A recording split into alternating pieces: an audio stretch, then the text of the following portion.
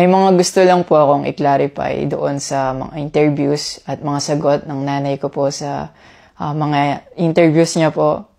Unang-una po yung 70K na incentives po na sinasabi niya from World Championships 2021 po. Unang-una po 2022 po yun. At hindi lang po 70K yung na-receive ko po doon. Alam ko 6 digits po yun.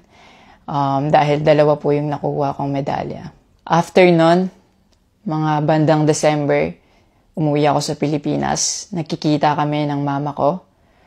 At hindi niya sa akin sinasabi na na-receive niya na pala yung incentives ko from World Championships. Hindi ko pa po malalaman na na-receive niya na po yung incentives ko kung hindi ko pa po hinanap. Never ko na po na-receive yung incentives ko po na yon. At never ko na rin naman po na hiningi yun sa kanila. Binigay ko na at wala na po yun sa akin. Ang sa akin lang naman, gusto ko malaman kung saan napunta yung incentives ko po na yun. Yung principle po kasi dito wala po sa liit o laki ng amount po na incentives po na ginalaw niya. Kundi po sa pagtago at paggalaw niya nang wala ko pong consent, yung pinapoint ko po sa kanya.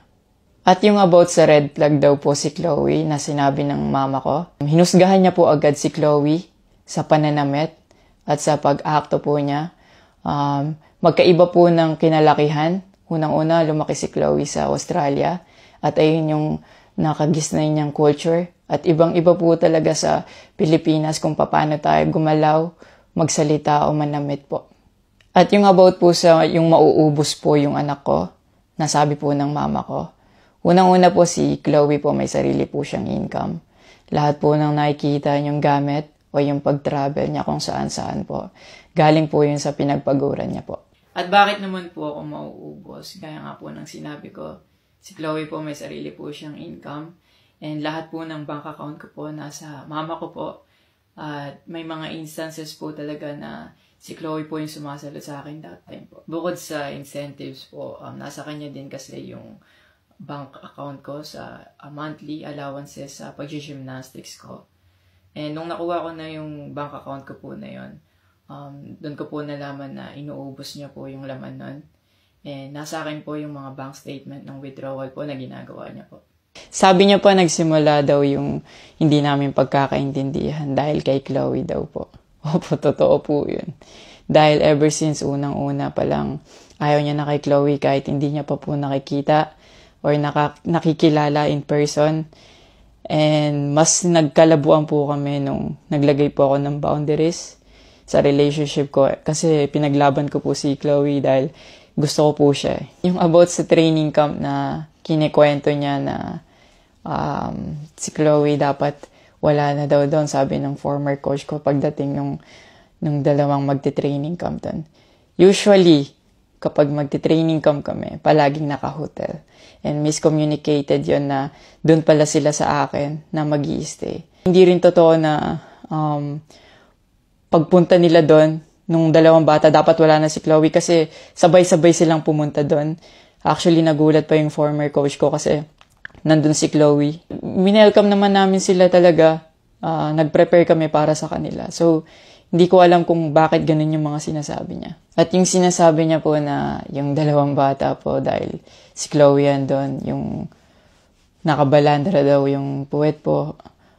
Bilang nakakatandang kapatid po, bilang boyfriend ni Chloe po, at bilang ate at kuya po, kami po aalagaan po namin sila. Hindi namin po gagawin yung mga iniisip niya na ganon ang dumi niya mag-isip at hindi appropriate yon para sa akin at disrespectful yon actually sa akin and kay Chloe po. And yung sinasabi niya na so dapat wala daw pong outsider or guest po doon sa apartment ko po. Di din po yung totoo kasi wala naman pong naka-indicate or nakalagay sa contract na bawal yung guest or outsider sa loob po ng apartment po. And actually, invited po si Chloe ng former coach ko from Japan nung SEA Games pa lang po sa Vietnam. So, sinabihan kami na invite mo na lang si Chloe sa Japan and doon kayo mag-hangout. Sabi niya pa na feeling niya daw, nilalayo ako ni Chloe sa kanila. Unang-una po yun, months before nun, kasi uuwi ako parang 3 days yun. Sinabihan ko na sila na mag-i-spend time ako kay Chloe. Nagpunta kami sa Baguio. Sinama ko si Chloe, nag-spend time kami. Nakikipaghalubilo naman po kami, hindi naman ako nilalayo ni Chloe. Actually, pumunta pa kami sa Pangasinan. Like, po kami doon, parang meet and greet. Yeah. Tapos after nun, nagpunta tayo ng Baguio.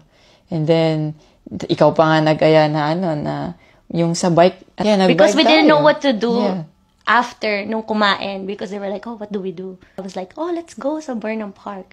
Yeah. So that we can take the little kids to go biking. Yeah. So I'll just attach a screenshot of me saying sorry at that time if they felt left out when we were all hanging out sa Baguio. So you guys can just pause and read. Actually, nagkita po yung mama ko and yung family ni Chloe twice po. And then, yun, nag-usap po sila. In the last resort, my family made a group chat Yeah. na kasama everybody involved because my family wanted to address kung ano yung issues ni mom mo towards me. Yeah, kasi marami na siyang pinapost. Yeah, madami na siyang pinapost. And even though my family knew na madami na siyang pinapost, my family still welcomed them, treated them with respect, and with no judgment na pinaringgan nila yung side ng mom mo, what she had to say about me and our relationship. And then, after the group chat, she left, Yeah. your mom left, and wala siyang narinig anything from my family. May recent interview po kayo na kinakongratulate niyo po ako.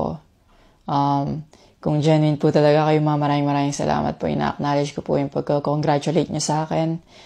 Pero nagpa-flashback pa rin po talaga yung masasakit yung sinabi sa akin at yung mga hindi nyo pag-wish well sa akin. Like, tumatatak po yun sa akin talaga. Ang message ko po sa inyo na mag-heal kayo, mag-move on, at napatawad ko na kayo long time ago po. Pinagpipray ko na maging safe kayo palagi at nasa maayos kayong kalagayan dyan lahat.